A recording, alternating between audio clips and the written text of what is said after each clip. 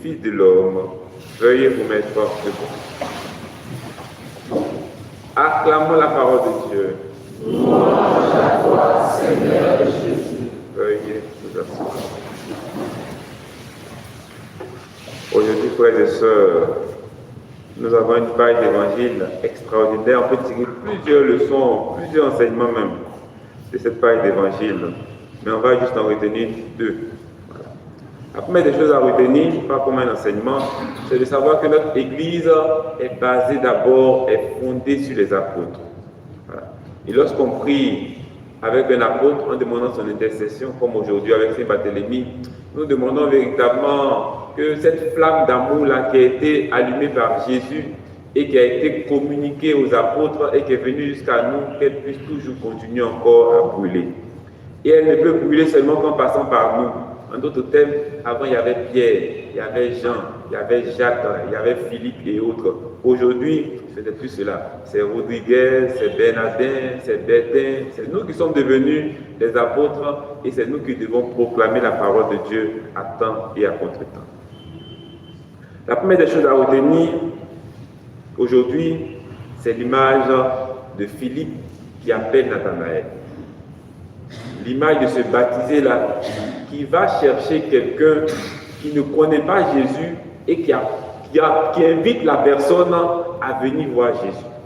Comme pour nous faire comprendre l'habit de baptisé que nous devons avoir. L'habit, le vêtement de baptisé que nous devons avoir. Le baptisé, c'est celui-là qui travaille dans l'église, qui œuvre dans le champ de Dieu, mais qui incite les autres aussi à venir connaître Jésus. Philippe connaît Jésus. Il a marché à côté de Jésus. Il a appris des choses à côté de Jésus. Mais il veut que d'autres personnes puissent connaître aussi Jésus. Alors il dit à Nathanaël, celui dont on parle toujours là, celui dont les apôtres ont parlé, les apôtres, les anciens, le livre de Moïse a parlé, celui-là, l'ancien, celui qui a été proclamé tant, c'est Jésus. Viens, tu vas le voir aussi. Viens et vois. Et il appelle Nathanaël pour que Nathanaël vienne aussi pour rencontrer Jésus. Donc à la suite de Philippe, c'est moi aussi qui suis appelé à aller voir ma femme, à aller voir mon mari, à aller voir mon collègue de service, mes amis du quartier, et puis à les appeler aussi pour qu'eux aussi, ils viennent rencontrer Jésus. C'est ça, le rôle du baptisé. Le baptisé, ce n'est pas celui qui vient à l'église seulement. C'est celui-là qui vient à l'église pour œuvrer dans le champ de Dieu et pour inviter les autres aussi à venir à l'église. Si je ne fais pas cela, je ne joue pas mon rôle de baptisé. Je ne suis qu'un chrétien. Il faut que je sois un chrétien en action, en mouvement. C'est pour cela que je vous ai dit au début que l'église est posée sur Pierre, Jacques et Jean. Ce n'est plus Pierre, Jacques et Jean, c'est aujourd'hui nous qui sommes invités à appeler les autres. Le deuxième enseignement à retenir de cette belle page d'évangile, je termine par là, c'est l'image de Jésus qui voit Nathanaël et qui dit qu'en lui, il n'y a pas de ruse. En d'autres termes, Nathanaël n'est pas mensonger, il n'est pas cachotier, il n'est pas tricheur. Il n'y a seulement que la pureté dans le cœur de Nathanaël. Et c'est comme cela que le cœur du chrétien doit être.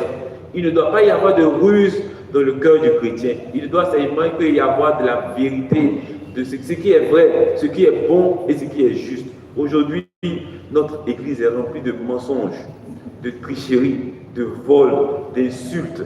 Mais quand Jésus voit Nathanaël, il lui fait comprendre qu'à travers Nathanaël, il nous dit que le groupe des apôtres là est rempli de vérité. Voilà. Si Nathanaël n'a pas de ruse en lui et qu'il est un homme de la vérité et qu'il est dans le groupe des 12, ça veut dire que le groupe des 12 là, il n'y a seulement que la vérité, l'amour et la paix. Mais pourquoi nous aujourd'hui de notre église là, il y a mensonge, calomnie, tricherie, vol, insulte. Il y a beaucoup de ruses dans nos cœurs. Donc aujourd'hui, en priant Saint-Barthélemy, demandons la grâce à notre Dieu de pouvoir nous aussi être des missionnaires. Mais que partout nous sommes, que nous aussi, qu'il n'y ait pas de ruse dans notre cœur. Que nous soyons des hommes de vérité, des chrétiens de vérité, des chrétiens d'amour, des chrétiens de paix. Aujourd'hui, les chrétiens n'ont plus peur de mentir. C'est que si j'ai menti, demain venir me confesser. Il ne faudrait pas que ce soit le cas. Il faut que nous soyons à l'image de Barthélemy, des hommes au cœur pur. Il n'y a pas de ruse, il n'y a pas de ruse en nous.